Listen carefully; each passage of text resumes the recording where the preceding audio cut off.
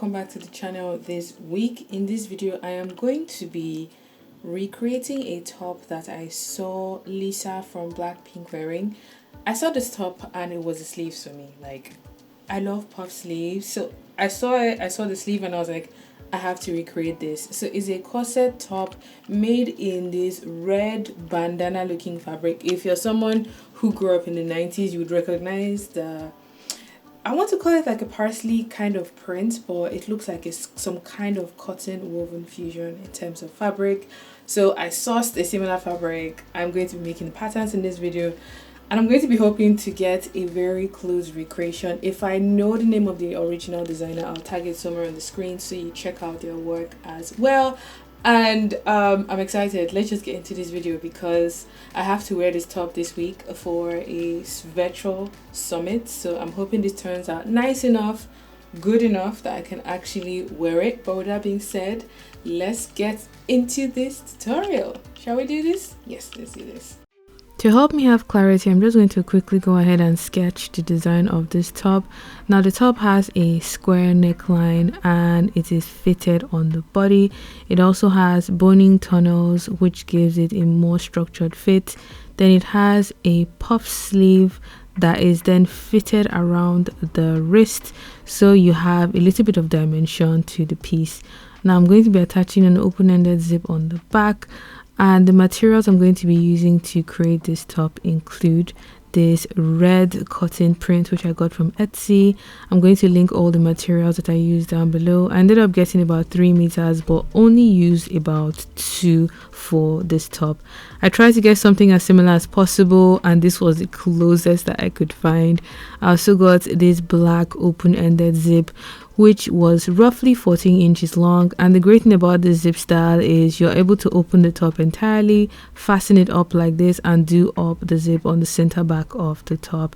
I also got myself some plastic boning, which is going to add the structure that typical corsets have. Now I went for black just to stay in the color scheme of this top. I also got some simple black cotton lining because I plan to line the main body of the top and the sleeve would just be the print. Now to create the patterns, you will need the following measurements, which I have listed here.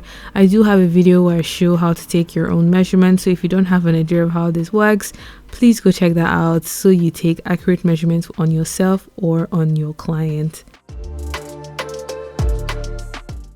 I'm going to be starting with creating the patterns for the front, and I'm just going in here to mark the corset length for myself, and then I'm going to be squaring across the top edge of that vertical distance. Next up, I'm marking the distance from my shoulder to my bust, which is roughly 10 inches. Then I'm marking the distance from my bust to my waist, which is around 6 inches. And then I'm going to square these points across because they're going to help me plan the other lines that this front pattern has. Now, once we have these lines squared across like so, I'm going on the first line on top to mark half of my across shoulder measurement. And then I'm going to my bust line to mark 1/4 of my bust measurement along my bust line. And then along my waistline, I'm marking 1/4 of my waist measurement plus 1 inch, which is going to be taken away through the waist dart. Now I'm just going in here to drop that shoulder point by 1/2 inch and then draw in my shoulder seam, which is 2 inches wide, and this I'm going to slant downwards like so. Now the next thing I'm going to do here is to mark 1 inch above my bust point and lift that point across like this, and this would help me draw in my front arm curve. My pattern master helps me do this, so I don't have to think too much about if I'm getting the right curve for the front. Now next up, I'm going to be planning the neckline, which is a square neckline, and I'm just going in here to mark 3 inches above my bust because I wanted to cover my boobies just a little bit.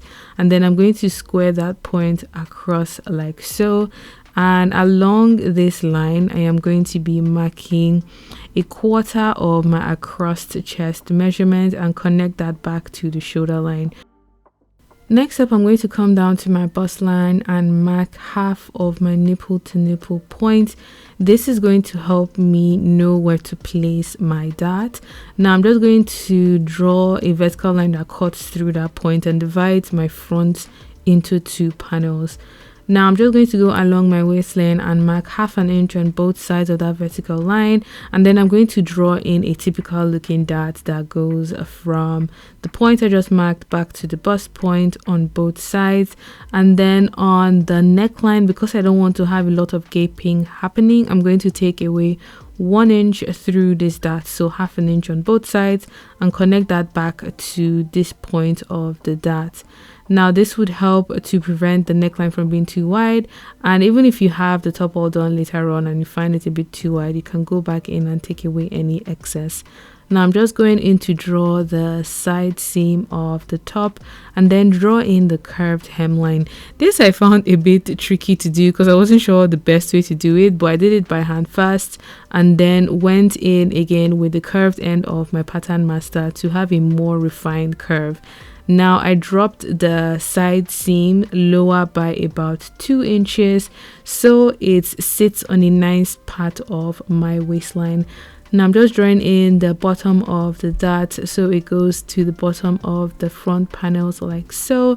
And with creating this dart, we're going to end up with 2 panels, which means we would not be needing this dart area that I'm crossing away. So you would have panel 1 and panel 2. And I'm just going to grab some extra pattern paper and trace off panel 1 and panel 2, add my seam allowances and cut out the patterns. Now the middle section, which is panel 1, you will cut on a fold, so you won't need to add a seam allowance on that center front edge, but on the top, the side and the bottom you will need to add, whether it's 1 centimeter or 1/2 inch seam allowance, whatever you prefer to work with. And then for the side panel or panel 2, you're going to need to add seam allowance all the way around that panel. For the back patterns, I'm just going in here to trace off the side seam because the side seam from the front to the back is the same, but for the back arm curve it is shallower compared to the front. The shoulder seam is the same, and then the back neckline, I wanted it to be a lot deeper, so I just brought it down to my bust line and then have a curved situation happening on that center back neckline. For the back hemline, I just have a straight line that goes across this point like so, and then I'm adding in a center back dart so it sits nice and snug on the body, as well as transferring the dart from the front to the back, and this should give you 3 and panel 4. Now this I would need to trace off onto pattern paper and add my seam allowance all the way around. Because there's going to be a zip on the center back, I have added a 1 centimeter seam allowance on the center back pattern as well, and then the side panel has a 1 centimeter seam allowance all the way around, the annotations as well as the grain lines. Now once we're done with the main body patterns, it's time to work on the sleeve pattern. And the way I'm going to be tracing my sleeve is I've folded a piece of paper in half like so, and I'm ensuring the distance from that underarm point to the folded edge is roughly 6 inches. That is what my bicep is. And then I'm just tracing off my front arm curve up to the top of my sleeve head. Then I'm going to open up the paper like so and ensure that the distance from the folded line to the top of the sleeve head on both sides is the same, so that way there is symmetry happening. Now once you have that in place, I'm just going in here to trace off the back arm curve so I have front and back of my sleeve ready to work with. Now I'm just going in here to ensure that the distance from the point I'm going to be curving in and the distance upwards is the same on this side before drawing in the curved lines and then connecting the dashed lines on this side of the sleeve curve and repeating the same thing on the other side, so we have the top of the sleeve head ready to play around with. Now once we have these in place with notches added as well, I'm going to be drawing in the side seam of the sleeve, which is essentially just long vertical lines like so. And then I divided my sleeve panel into 6 because we're going to be slashing and spreading the sleeve to add the beautiful volume that this poofy sleeve has.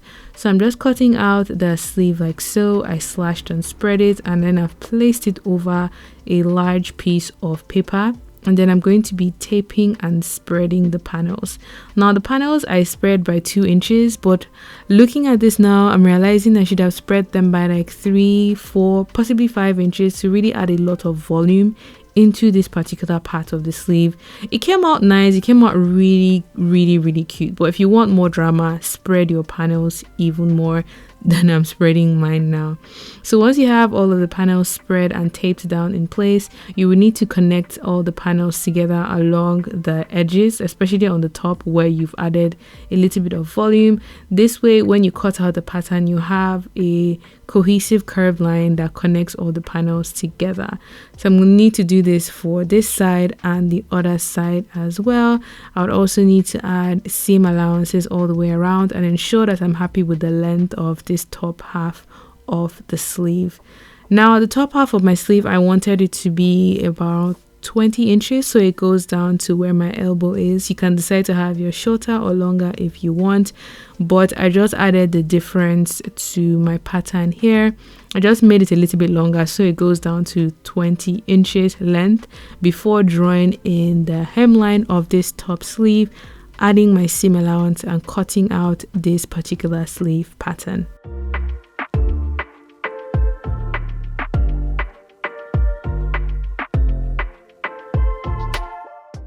With the top sleeve pattern done, this is going to help me create the bottom sleeve piece.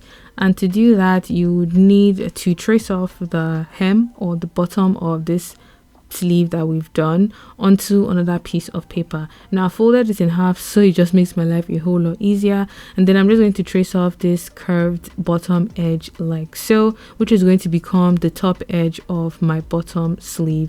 Now the bottom sleeve is 9 inches long because it just looks like an extended cuff more than anything.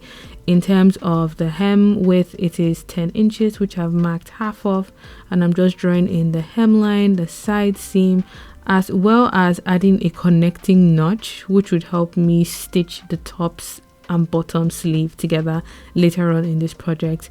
I'm adding a 1 centimeter seam allowance on top before going in to cut out this bottom sleeve pattern. Now this would be the last piece of pattern for this particular top, and with that all the patterns are done and ready. Once you're happy with your patterns, you can double check the measurements to see if you're happy with everything so far. But with the patterns done, I know I can go ahead and pin this onto fabric and cut the different pieces of this corset top. I am done pinning down all of the pattern pieces for the sleeve, the front and the back on the fabric. I got about 3 meters of this cotton fabric. I have them pinned here. I have the sleeve, top and bottom. I have the front mid and front side, and then I have the back pieces here, and that's about how much of the fabric that I use. I'll say I use about 1.5 meters to 2 meters to pin down all of the patterns. So I'm just going to cut out all of the pieces for the main part, and then I'm going to use a plain back fabric for the lining. So the lining would only be for the main body. I don't think I'll line the sleeve. I don't think I want to line the sleeve because I feel like it will make the sleeve a bit heavy, and I want the sleeve to have that airy feeling, especially around the puffed ends. So I'm just going to cut the main piece, cut the lining panels, and start sewing. Okay, let's do that. So I'm just going in here to cut out all of the panels that I need. I need to cut out my front pieces, my back, my sleeves, as well as all the pieces I will need for the lining of the top as well. Once I have all of those pieces cut out and my notches in place, these are all of the pieces I ended up with. I have my main fronts as well as the side panels, the back, the middle of the back, and then my sleeve, which I cut a pair of, the top and the bottom part of the sleeve. And then I also went in to cut the lining panels, which I just marked front and back so I know what piece goes with what. It just makes my life a whole lot easier, I swear. So once I have all of my pieces in place, I'm going to go ahead and start sewing the top all together. I've gone in here to pin the front pieces together and the back pieces together, and once I have this pinned like so, I know I essentially just need to join all of the panels along the side, along the shoulder, on the front and on the back as well, and then you have your main top piece ready to work with. After stitching this on a 1 centimeter seam allowance where necessary, I went ahead to press my seams open because having the seams open would help you to create your boning tunnels for the boning later on. Now I've grabbed some simple cotton bias tape and I'm just going to place this against every seam that this top has. So all the vertical seams on the back here, on the side, on the front, and this is what it should look like. Now once you stitch these tunnels into place on both sides, you're going to have a tunnel and an opening for your boning to sit. Now I'm going to take this to my machine and I'm going to stitch this on the left and on the right hand side, leaving enough room in the middle of this bias tape for my boning to go into place. Just be considerate of how wide your boning is when you're stitching at this point in time. Now this is what all of my tunnels look like stitched in place. It looks really cool. It looks like it would almost be the right side of the top, but I'm just going to grab my boning and pass them into the tunnel. Now you want to ensure that your boning is shorter by about 1/2 inch on the top and on the bottom, because that would allow you to finish the hemline and the neckline as well as the arm curve of the top. If it's right to the edge, you'll find it difficult to stitch and it might break your needle even. So I'm going to repeat this for all of the tunnels. Just put the boning in there, use some pin to stop the top and the bottom edges, so I have this ready to be attached to my lining. Now the lining I essentially just joined together the same way I joined the main top. I joined up the side seams, the shoulder seam, the front panels, everything, so I have one piece in place, pressed all of the seams nice and flat, and then I'm going to be sewing the lining to the main piece along the hemline and along the neckline, leaving the armhole and the center back open, because that's how you would turn this top inside out.